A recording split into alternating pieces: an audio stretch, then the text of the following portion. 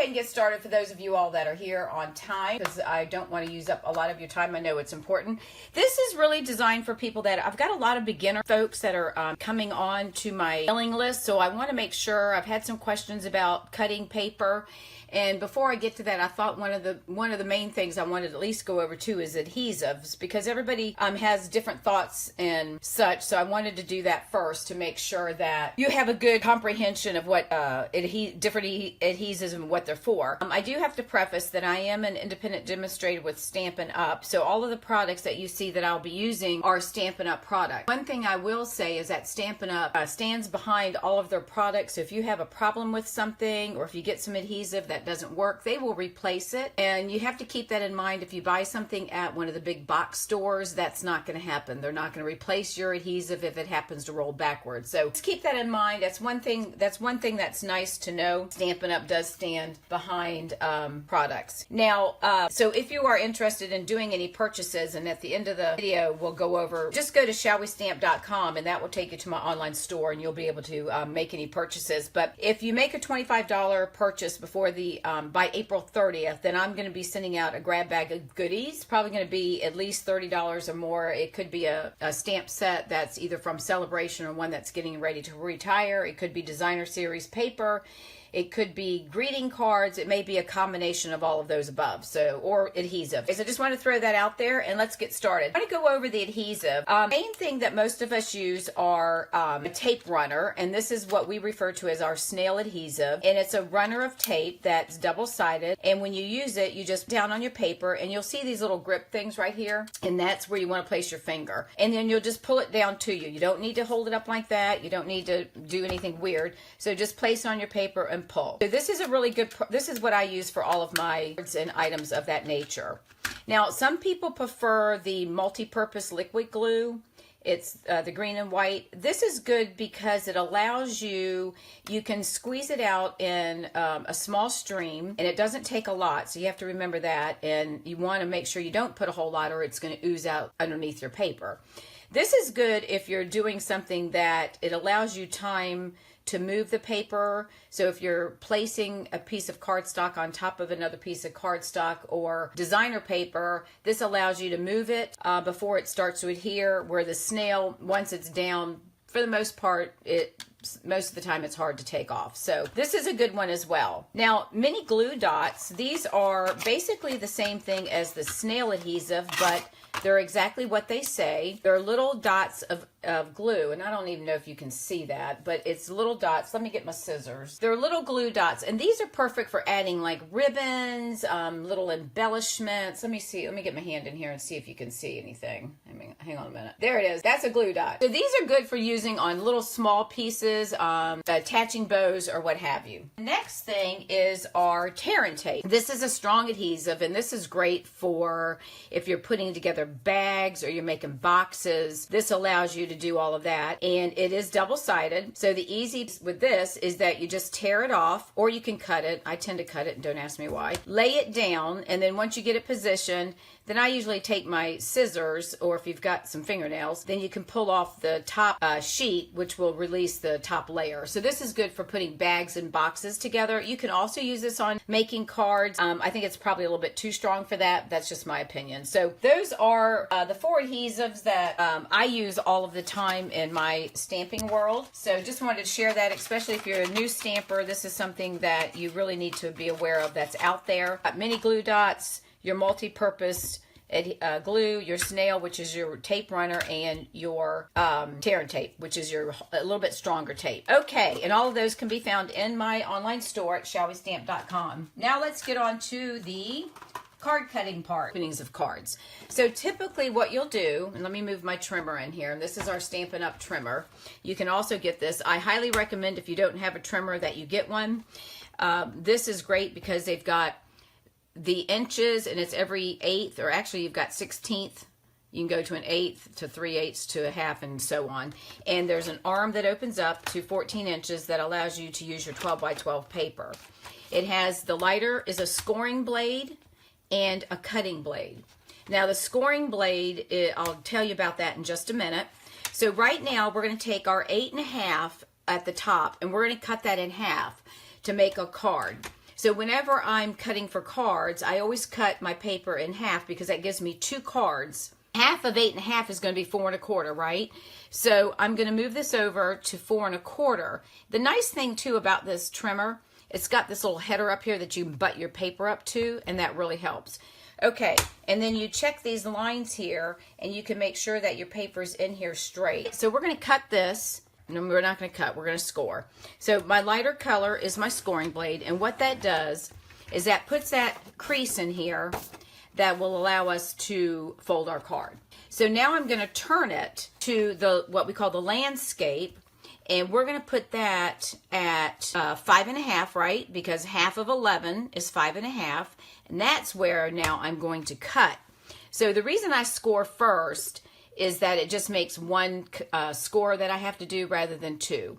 So I'm going to line it up at 5 1/2, and I'm going to pull it down. Now I have 2 card bases.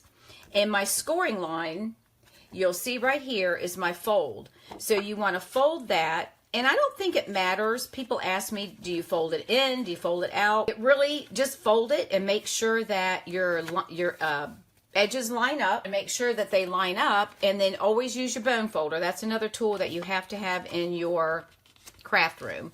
And you take your bone folder and you just want to fold it, go your crease. You want to crease your paper, and it gives you a crisp crease. So with this now, we have 2 card bases that we can now make. So we can decorate it this way where it opens like a book, or you can turn it this way and it opens towards the top. So you have 2 different ways that you can present this card, okay?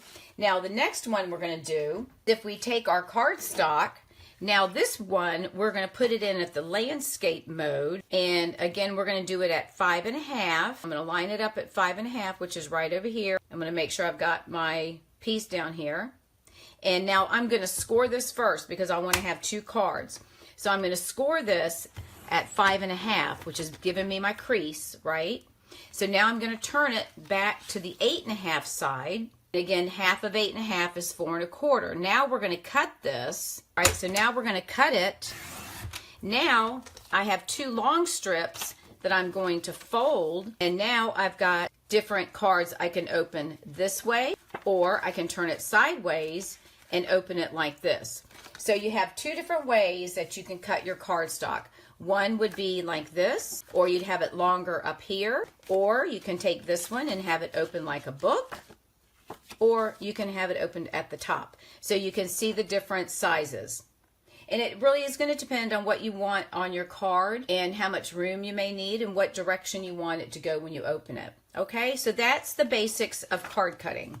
And I always, when I cut 8 1/2 by 11, I always cut in half so I have 2 sets of cards. If I don't need this right now, it's already cut and scored, and I'll have it ready for the next go round. All right, so let me move this off to the side.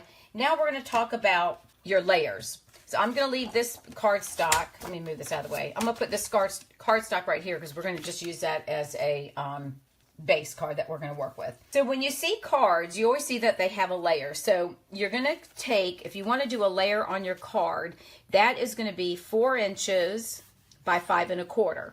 So what you want to do is typically you're going to cut down 1/4 inch in size when you start doing your layering. So if my card is 5 1/2 by 8 1/2, right? So if this is 5 1/2, and we're going to turn it here, this is going to be 4 1/4, right? 5 1/2, 4 1/4 by 5 1/2. I'm sorry, 4 1/4 by 5 1/2. So if I want to take 1/4 off, I'm going to cut it down to 4 by 5 1/4. And then what you would do by lining this up, you're now going to have 1/8 of an inch around all 4 sides. Now, let's say we want to go one smaller, and we want to take this one, and we're going to take 1/4 off, right? So 1/4 from 4 is going to be, you didn't know this was going to be a math class, did you? Hopefully you can see this. In math class, if you take 1/4 away from 4, then that's going to put your measurement at 3 3/4, right? 3.75. So if we want to take 1/4 off of 5 1/4, obviously that would be 5. So our measurement would be 3 3/4 by 5. So we're going to lay that on there. Now you see how we're starting to get our layers, and you've just dropped it down. These aren't quite even because I'm not glued them down yet, but I'm holding on to them. So again, you've dropped it down by another 1/8 of an inch around each side of your paper. That's pretty standard on how we do. And if you want to do another layer, you just continue to subtract 1/4. If you want to, let's say you don't want to have this much showing on the green, you want to just take, instead of 1/4, you want to take 1/8 off. So if we take 1/8 from 4, it puts us at 3 7/8, and that would put us at 5 1/8. So what that does is giving you a small border. Looking at the green, it's going to be about a 1/16 of an inch. So you can see the small border around the edges. 3 7/8 by 5 1/8. So you can drop it down by 1/8 if you don't want to have as much color or much on the previous border underneath. So those are some of the things that you can do. Sometimes you may want this one to stick out more. So you may want to put it at 3 1/2. You may want to drop it down to 3 1/2 by 4 3/4. So it's really going to be dependent on how you want to do your card. And it doesn't matter if your card is going to be like this, or if you want in the landscape mode, and you want it like, bear with me, where it's going to open like that, then it's the same thing. You just adhere your paper, your cardstock, and that's how it works. And the same thing works if you're cutting the paper you cut it in the 4 1/4 by 5 1/2. We're taking it this way. So I'll do the same thing. I've got my paper. My 4 1/4 fits on there perfectly. And then I want to do my 3 7/8. I can just add that on top. And I've got like a 1/16 of an inch. Or if I want to just keep it with my 3 3/4, then the same thing. We've got 3 3/4 by 5, and we have a little bit border. Of course, I'm trying to do this while I'm standing up holding on to this, guys, so just bear with me. All right, so it works like that. So our card would open this way.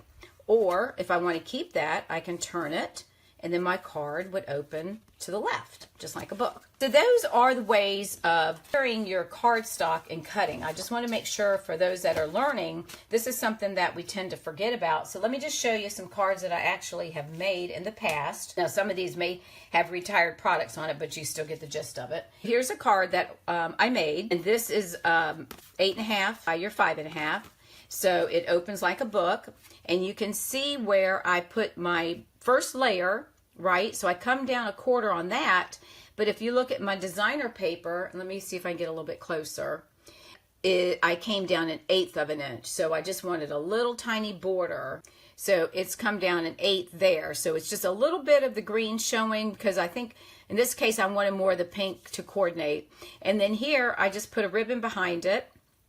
And then I did a couple of circles, and then the banner with coordinating ink. And that's the nice thing about Stampin' Up, I have to tell you, is that really I always joke with my customers and tell them it's dummy proof, because if you pull a piece of designer paper out, at the bottom it tells you what ink and paper coordinate, what colors are in here. So it really makes it dummy proof. So you just pull out your paper.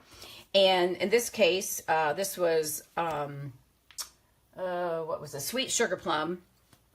So then I would just pull out my designer paper, and it's going to tell me Old Olive, Sweet Sugar Plum. This is probably Pool Party, Smoky Slate. So then you can, and then Calypso Coral. So then you can choose whatever color, so you don't have to think about it. So you know your ink's going to match, your paper's going to match, and everything's going to coordinate. So it makes it so much easier. And if you go to a big box store, you don't have that luxury of knowing what paper you're buying and what color is going to go with it and match and not look kind of strange. So that's one thing about Stampin' Up I love, is that it's really dummy proof for us that, you know, you don't know. So, all right, so here's another one I did. I typically make my cards open like a book.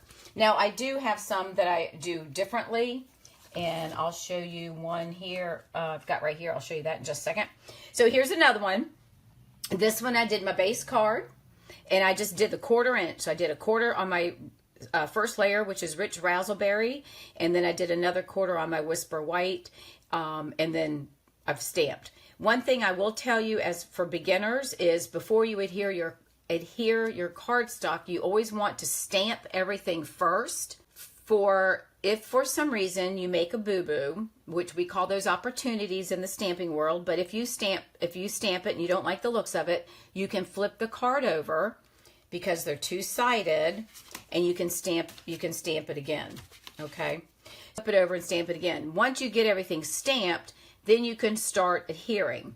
Again, my recommendation is you take the piece, and this is all preference, but this is just me. The piece that I'm getting ready to attach, I put the adhesive on the back, and then I can layer it on top of my card and see exactly where it needs to go. If you put the adhesive here, you may, on your card, you may have it too much where it's going to stick out from your card base. So I always attach it to the back of the piece that I'm getting ready to attach. All right. So this is another one with just the regular quarter cut down and a quarter cut down. Okay. Now here's one that I did that opens this way, and this is made with one of our True Gentleman suites, and this is getting ready to retire. So if you haven't purchased this one, my suggestion is you might want to go online and get it. It's an awesome masculine stamp set. But on here you can see what I did was I put the same colored cardstock. This is chocolate chip, if I'm not mistaken. And I attached that on top of my chocolate chip base. And then here I just cut, if you can see, similar to the sample that I put on the Facebook Live picture, I cut 3 strips of the same size, and then I just spaced them right apart. And this is kind of hard because it's a dark card, but you can see where I've just kind of lined them up and then just placed them side by side, but left probably, I don't know, maybe a 1/4 inch there. And then whatever you want to do, I put a piece of cardstock down here, I put the ribbon underneath, pop this up on dimensionals, which is awesome because it gives you that lift. And then these are popped up as well, and this is using the I don't know what that punch is called. Is it a Taylor punch? I'm not even sure if it's a tag punch. I'm not quite sure what it's called. Sorry about that. I'll let you know. But anyway, so this is way that this card opens this way. All right. And then here's another one that I did. Now this one's just showing you some ways that you can use your designer paper. This is a real simple, basic card. This was using one of our stamp sets. I actually think it was called You're Brilliant. It's got diamonds that are lightly stamped in the same ink color as the paper, which is sky blue, and it kind of gives it that like a watermark effect. So I stamped some diamonds here and some here, and then all I did was cut 2 sheets of cardstock the same size. So in this case, these pieces, hang on, get my ruler here. These pieces are 3 by 4 inches. So I cut lemon lime twist, and I just set it at an angle. By doing this, sometimes if you offset things, it gives it a different look. And then I placed the flowered one even on top. It might be slightly to the left, but for the most part, it should be sort of straight up. And it just gives the card a different effect. And then I stamped. Always stamp before you punch also. So I stamped on a scrap piece of paper my sentiment, and then I punched it out. I used dimensionals, and I put a piece of coordinating ribbon underneath, and then the dimensionals, which are your foam, which I didn't go over those with you, did I, on adhesive? Oh my goodness, I can't believe I forgot to do that. Your Stampin' dimensionals, these are things you have to have. These come 300, and you get 3 sheets of 100 each, and I think they're $5, if I'm not mistaken. They might be $6, but $5 or $6. These you have to have. This is a must-have. This is another adhesive that you need to have when you're making cards, because you always want to pop stuff up, either the sentiment or part of your layering. It just gives lift to the card and just gives it that different look. So that's what I did with the sentiment here. And this particular one, we put some embellishments on there. Okay, so I forgot the dimensionals. That's one thing that's important. And as you'll see, I use dimensionals quite a bit. This one here is popped up on a dimensional right here, and again, it just gives your card a different look. Okay, and this one, the same thing, is the circles are popped up. This one is laid flat, and then the bottom one, which is the old olive, is lifted up. So those are some of your sample cards of layers, and that was the main thing. And I also wanted to go over the adhesive with you. So, and if you're just joining or had joined after I'd started, You can go to my online store at shallwestamp.com and place any orders. If you do place an order of $25 or more by April 30th, then I'm going to send you a grab bag of goodies. And that could be a retiring stamp set. It could be some designer series paper. It may be an adhesive. It could be a combination of all of that. So make sure you go to my online store and use this host code. If you go to shallwestamp.com in the top right, so that's I'll know to send you your bag, your grab bag of goodies. All right, so I hope you all have enjoyed this quick live class on layering and adhesive. Leave me some comments.